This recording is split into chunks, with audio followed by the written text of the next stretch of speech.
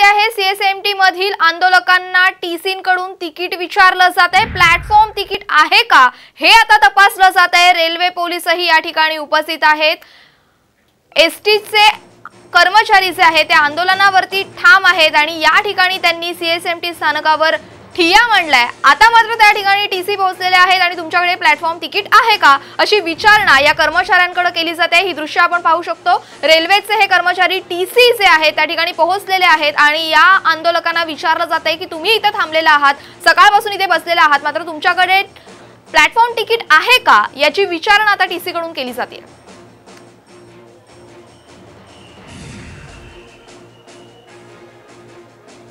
तर या ठिकाणी रेल्वे पोलीसही उपस्थित आहेत।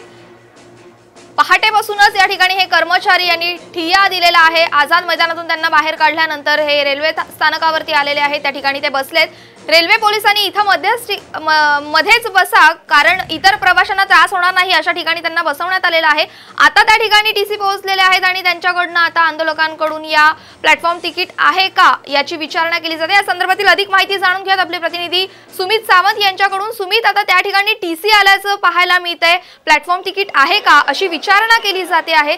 सध्या नेमकी काय तिथे परिस्थिती आहे?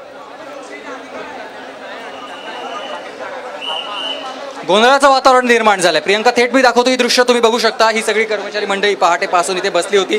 त्यानंतर रेल्वेच्या कर्मचाऱ्यांनी थोडा वेळ इथे शांतता घेत या सगळ्या कर्मचाऱ्यांना एका ठिकाणी बसायला लावलं आणि त्यानंतर आता हे आपण बघतोय तिकीट तपासणी आहेत त्यांच्या माध्यमातून या कर्मचाऱ्यांकडे तिकीट आहे का, जर फलाटावर बसायचं असेल, फलाटावर थांबायचं असेल तर तुमच्याकडे फलाट तिकीट असणं गरजेचं आहे किंवा तुम्ही कोणत्या ठिकाणी प्रवास करणार असाल तर त्याचं तिकीट असणं बंधनकारक आहे। आणि त्यामुळेच आता या एसटी तपासणीसांकडून रेल्वेचे तिकीट तपासणी त्यांच्याकडून आता तिकिटांची पाहणी केली जाते आणि ज्यांच्याकडे तिकीट आहे त्यांना इथे थांबू दिलं जात आहे, ज्यांच्याकडे तिकीट नाही आहे त्यांना सध्या बाहेर पाठवलं जात आहे।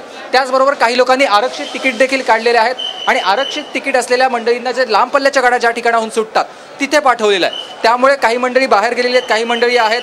दादा, तुमचे तिकीट तपासले का? हो, तपासले। कोणतं तिकीट आहे तुमच्याकडे?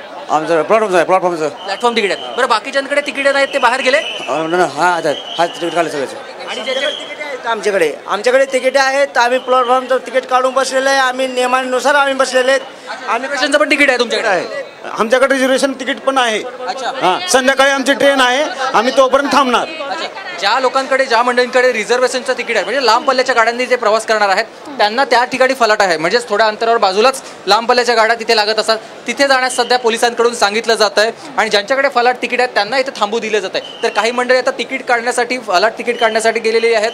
एकूणच आता गेल्या सकाळपासून शांततेमध्ये ह्या सगळ्या मंडळींनी इथे बसवलं होतं आणि आता तिकिटांची पोलिसांकडून आणि इथल्या तिकीट तपासण्या आहेत त्यांच्याकडून विचारणा केली जाते, पाहणी केली जाते आणि ज्यांच्याकडे आहेत त्यांनाच थांबू दिलं जातं। प्रियंका, नक्कीच तुम्ही या संदर्भातले अपडेट्स तुमच्याकडनं घेत राहणार आहोत। तुर्तास दिलेल्या या माहितीसाठी खूप खूप धन्यवाद।